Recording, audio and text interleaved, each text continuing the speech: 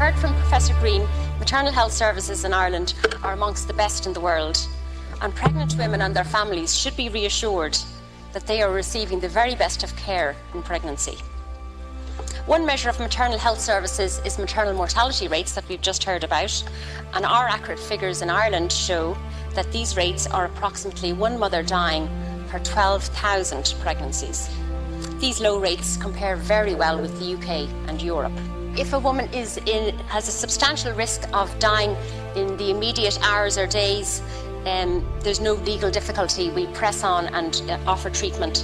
In terms of do I know of any woman that died because of the lack of the legal vacuum? No, I'm not aware of any case. As I've said already, if a woman is imminently in danger, we press on and treat her. Do we know of a case of maternal death because obstetricians were reluctant to act? We're not aware of such a case. I personally have no knowledge of ever having cared for a woman where very specifically she wanted to end her life because of the pregnancy specifically.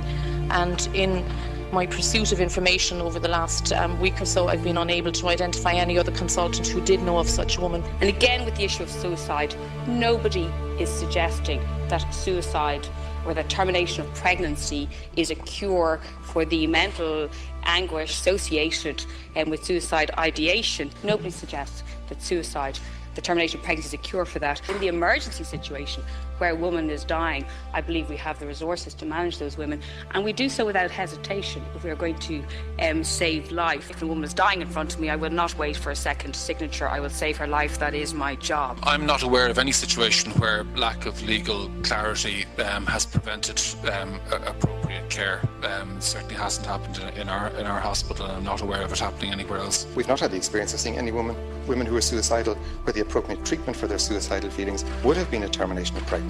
In essence, ex-case legislation would expect doctors to recommend an intervention, i.e. abortion, that has not been shown to be of benefit to mental health, to prevent a rare outcome, i.e. suicide, that cannot be predicted. In my view, legislation for X that includes suicide risk is not supported by any scientific evidence.